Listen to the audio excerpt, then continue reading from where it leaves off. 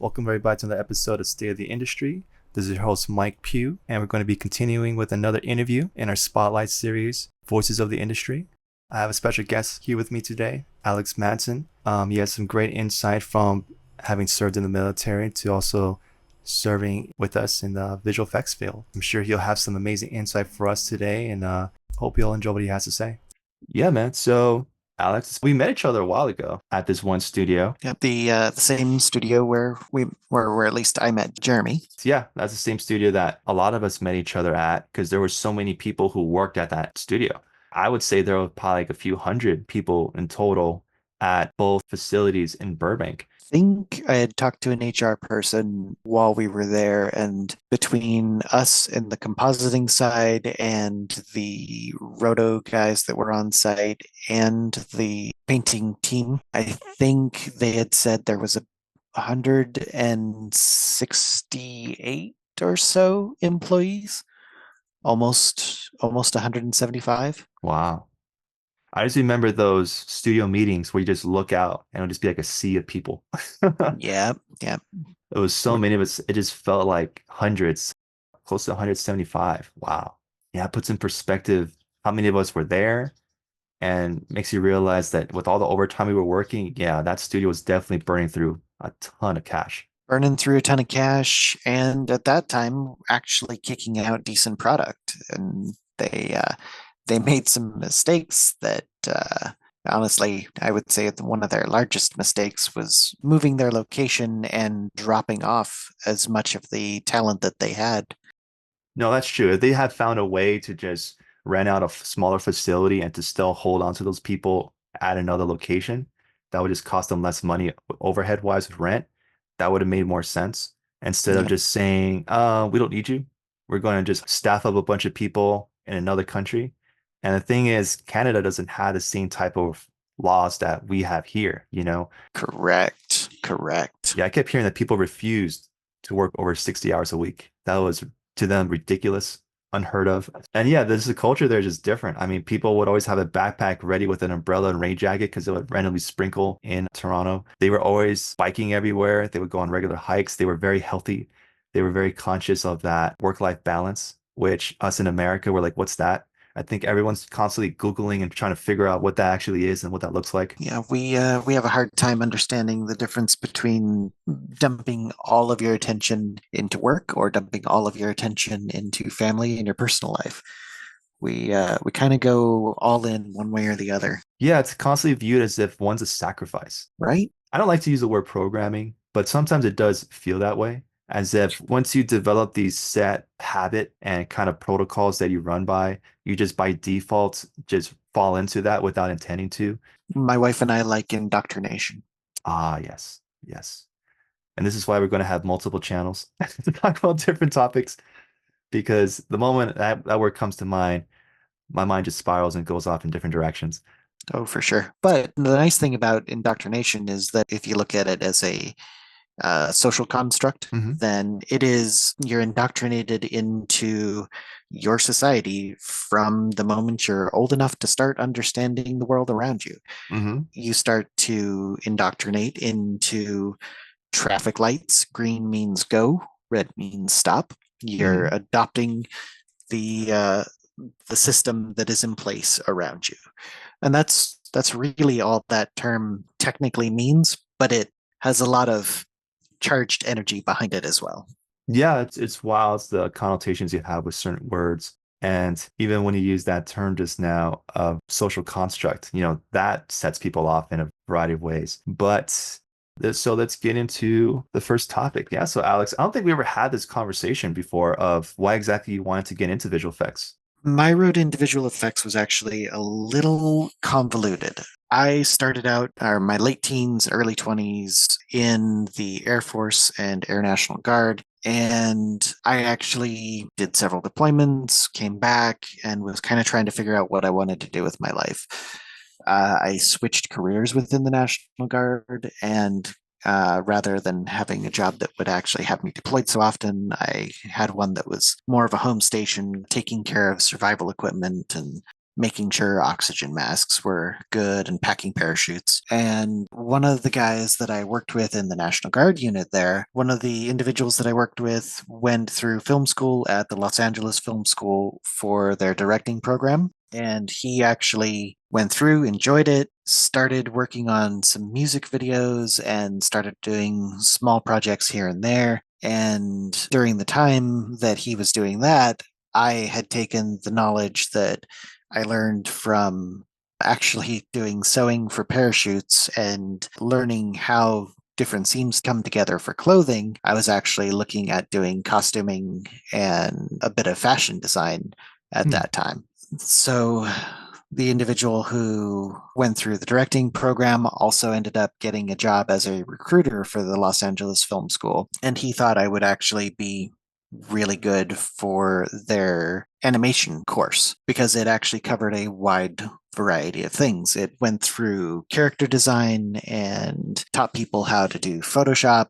And then it actually went through 3D modeling, animation, rigging, all of the different facets that actually go into making a digital character move. And then that course actually took another sidestep and went into all of the visual effects training, into compositing, into actually doing particle systems to do what our industry actually refers to as VFX, is the smoke and actually creating the digital explosions and those kind of things. The school actually had classes on all of these. So that was also the tail end of the program. And the last 2 months of the program are basically free run, and you get to develop your thesis project.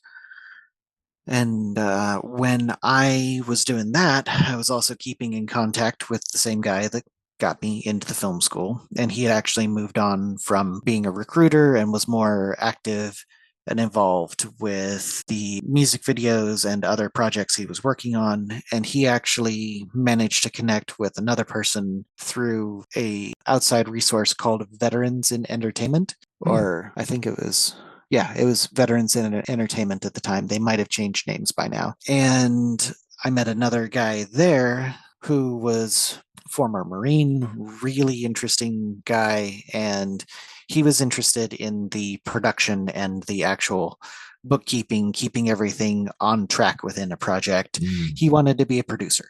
And he actually started to get mentored a little bit by the owner of the conversion company that we all worked at. And he encouraged me to go to one of the recruiting drives for that company right as I was finishing the film school.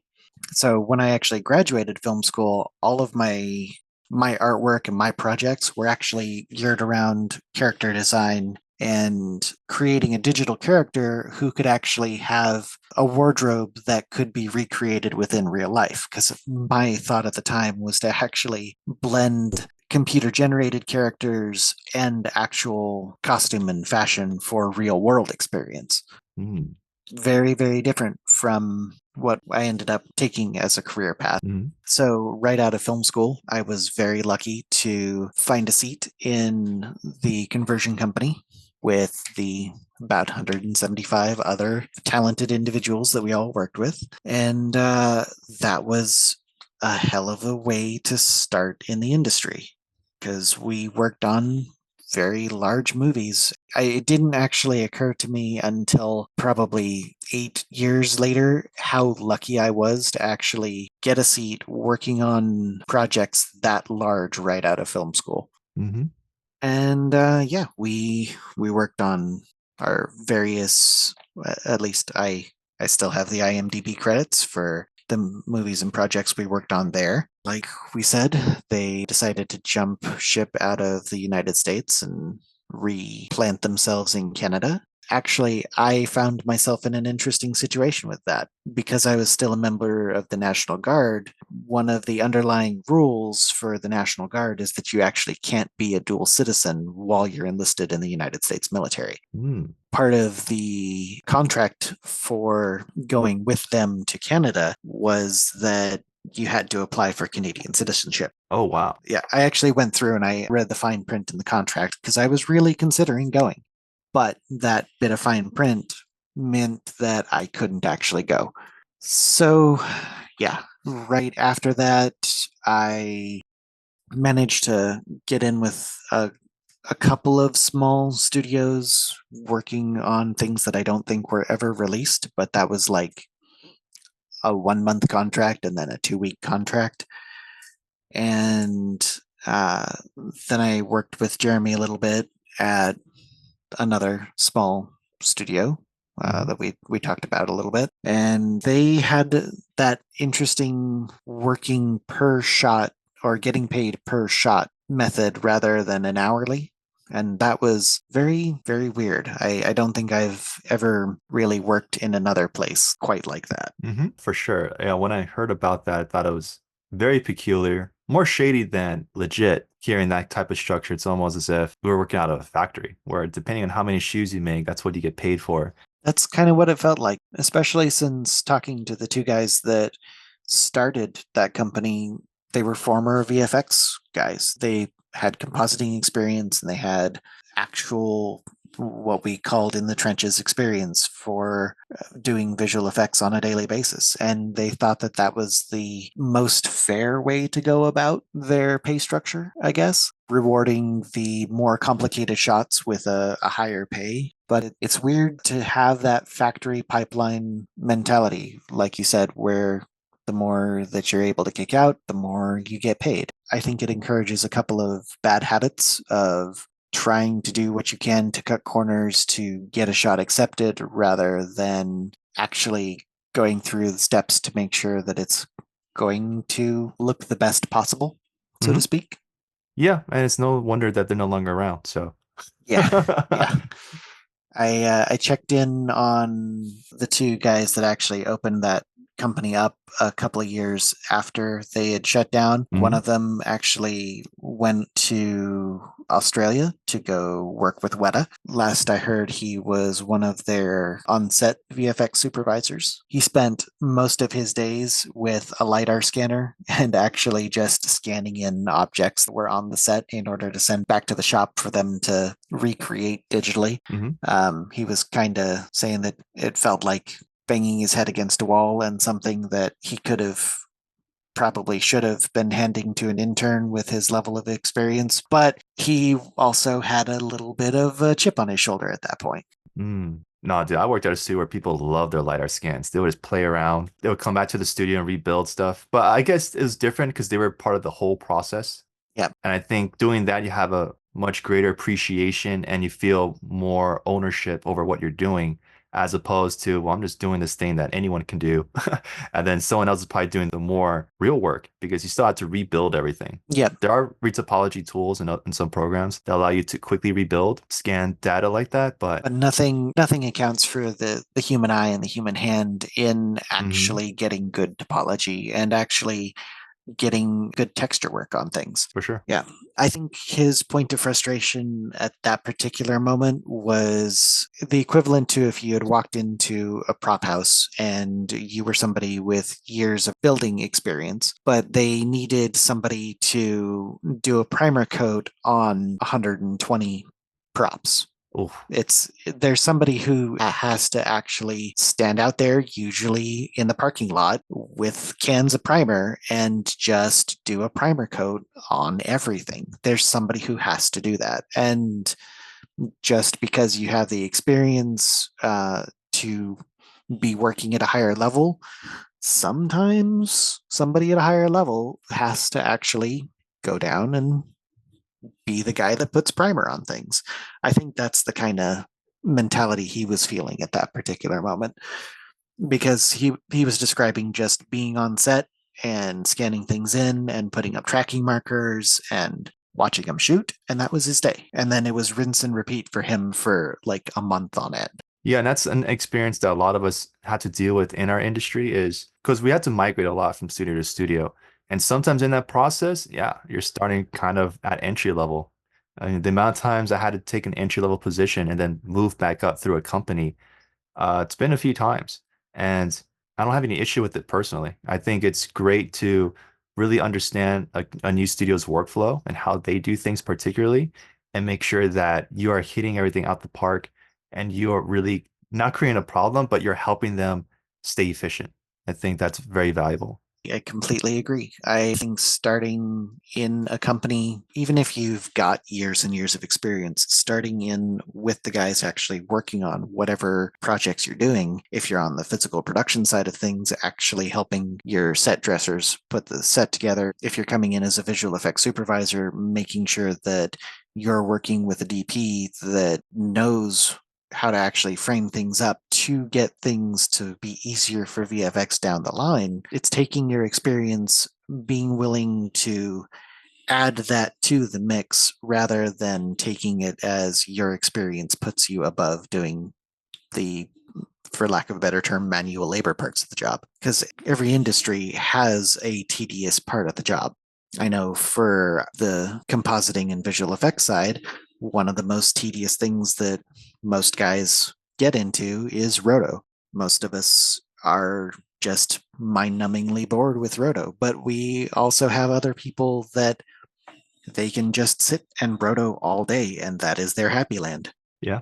You mentioned doing retopologizing on models. I find retopologizing models to kind of be a Zen thing. I can just push and pull and readjust the geometry on things to where it's actually going to have the best curvature and flow on whatever it is. But I think I get that from my sewing experience because on the sewing side and Mm. actual costume making side, I actually had to think about where seams are going to be on an article of clothing or where seams are going to be on, for the military side, a generator cover or a seat cover or a parachute, just depending on whatever was being worked on at the time. Now that we've gotten into the weeds quite a bit, we'll circle back to the timeline. After our conversion company went to Canada, did a little bit of small house visual effects stuff, and actually had a moment where I needed to take some time away for personal life things. I was helping my mother in law, who was a COPD patient, to actually get through her day. And a lot of the family changed our priorities, so to speak, from, like we had talked about, one being a sacrifice over the other between personal and professional. A lot of the family members ended up readjusting their priorities to taking care of my mother in law and actually spending as much time with her as we could because she was an awesome woman. But she ended up passing away in 2019. Mm. We spent probably 2015 to 2019 making sure that she was not only as comfortable as possible, but also allow her to live the best life that she could. It was definitely an eye opening experience for, what's the right way to phrase this, without being too grim about it, to help somebody live out their last days. It puts your daily life into a different perspective in a lot of the same way that I had a eye-opening experience and put daily life into perspective for when I was deploying overseas. Mm. I came back from my deployments with a mentality of kind of having the volume turned down on a lot of daily life, that the little things that made a lot of people angry just weren't that important considering where I had been and what I was doing. Mm. And then it was kind of the opposite of having the volume turned a little bit back up for helping with my mother-in-law and the physical issues she had and helping to keep her mentality and spirits up all throughout that process. It was kind of, for lack of a better term, rehumanizing instead of dehumanizing. Mm-hmm. And yeah, we had that kind of go through until 2019. And also during that time when I was focusing on taking care of her, I actually stepped away from visual effects almost entirely for a good 2.5 years. I had a job working at U-Haul. Mm. I started out as a regular employee and then became an assistant manager and then actually became what they call an area field manager. If you see a U-Haul station at like gas station or a postal annex, that kind of thing, Mm. there's an area field manager from the company who goes around every month to check in on those locations, see what they need, do the maintenance on the trucks. Mm. I then moved my way up to that position, which was actually a very nice and could have been a very comfortable position. If I had made the choice, I could have just stepped away from visual effects entirely and had a comfortable life working with Hmm. them. Actually, the passing of my mother-in-law kind of made me reevaluate. I had done this one career with the military and I had retired from that. And I had done some really cool stuff with visual effects. And then I was working at U-Haul. So I kind of had a moment of what do I want to do with my life? Do I want to be comfortable and have a just simple day to day, 9 to 5 kind of job, come home, be a consumer? Or do I want to actually continue to try and create things and push myself to educate and actually expand my artistic capabilities? And I made the choice to actually dive back into visual effects completely at that point. Hmm. I ended up quitting the job at U-Haul and I went 100% into being a freelancer for visual effects. And that was doing compositing, that was doing 3D modeling and animation, motion graphics, basically being a one-man studio with anything that I had worked on or anything that I had educated on in the past, I was utilizing as a tool to create for whomever I could find. Yeah, so I guess we can circle back to how were you affected by the pandemic personally?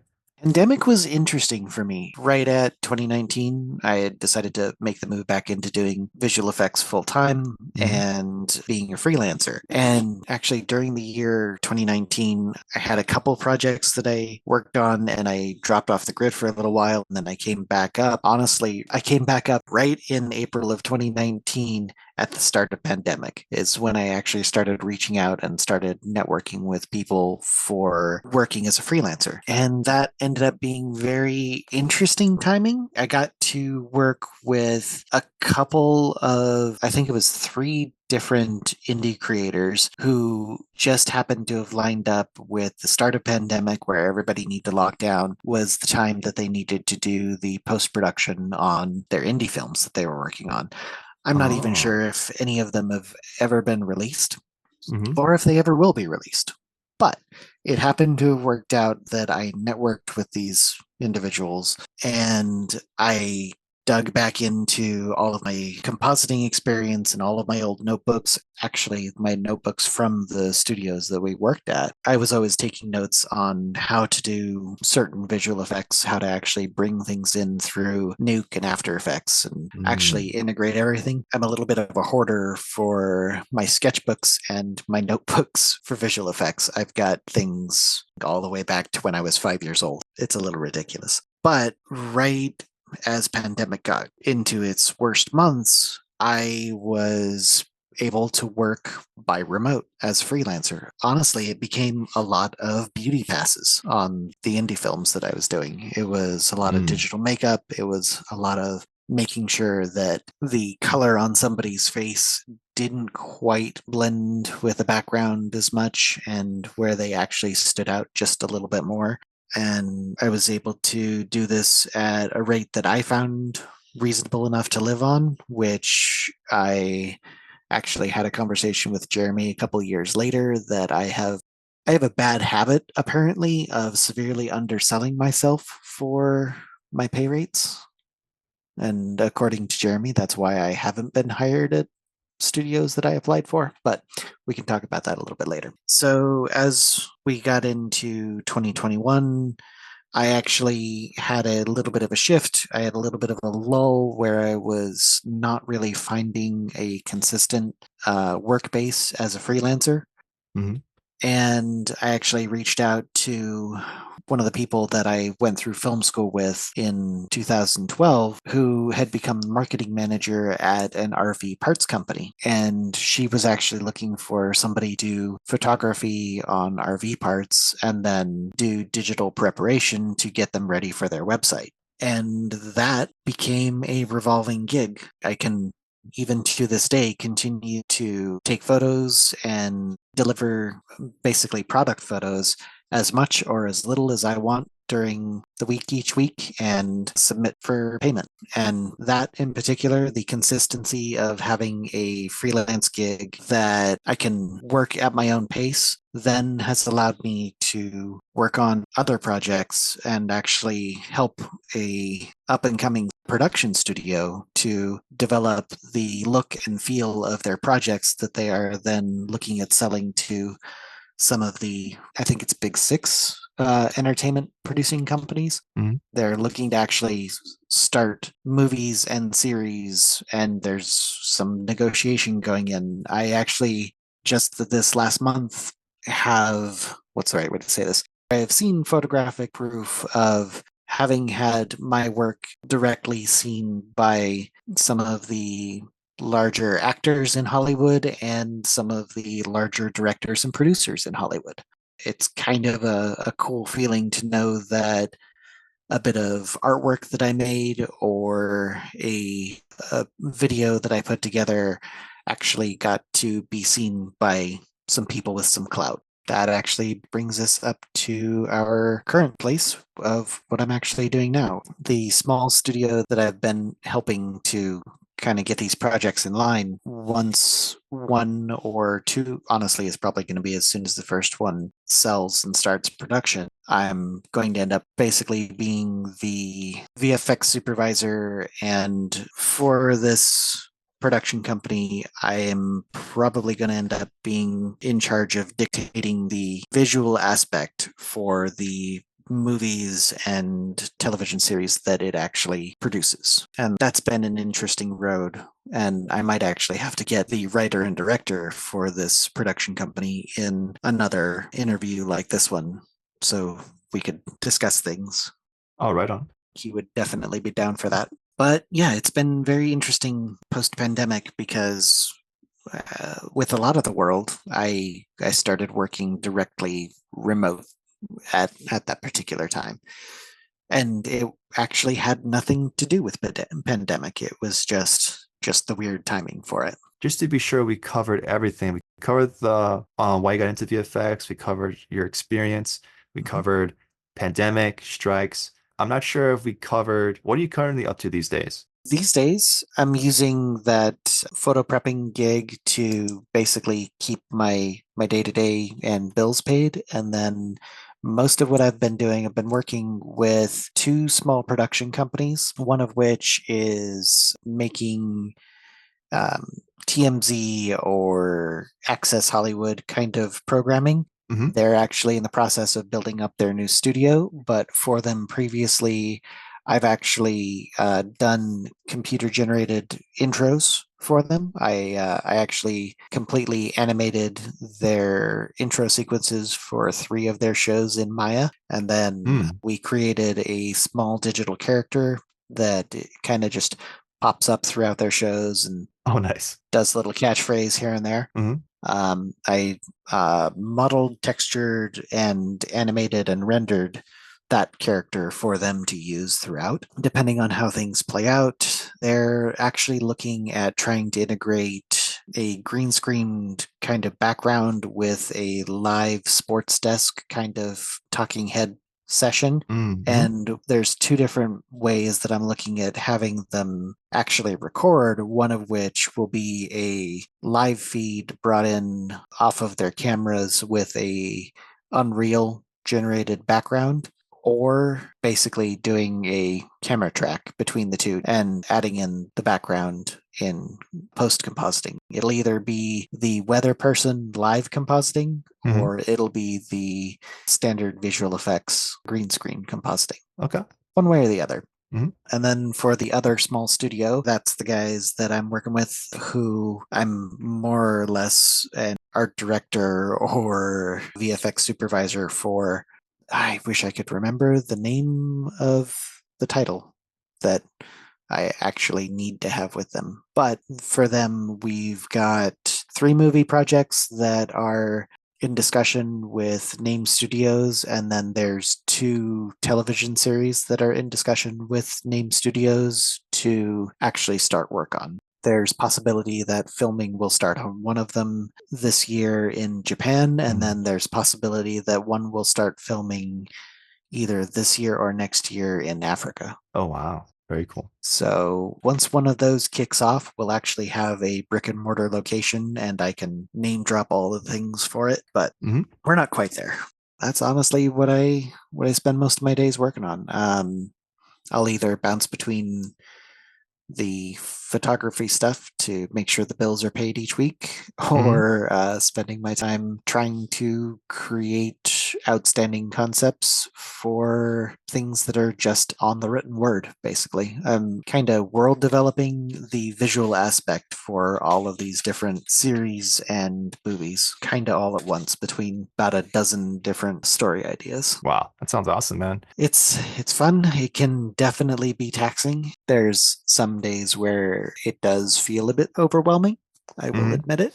But it's really cool to kind of be able to just put up a sticky note in the office here and say, this person saw your work and said that that's the reason that they're signing on to this project. It's a cool feeling. Oh, 100%. Yeah, I think we're just driven by creativity. If we're not creating stuff and visualizing something, it drives us nuts. It's an actual conscious effort that I have to make now to set aside some time to just draw for myself or to do some digital sculpting for myself or even paint minis and figures in the garage. I have to actually make myself do something for myself artistically because I'm constantly thinking about what I can do for these other projects artistically. Hmm. I found myself getting a little bit depressed just because I felt like I didn't really ever work on anything for me anymore. And then I made the time and effort to actually start working on things for me, and then I felt much better. I think we're going to wrap that up here today. Thanks everyone for tuning in, and be sure to check in later this week as we have a few more segments with our dear friend Alex. Stay tuned. Be sure to like, subscribe, and until next time.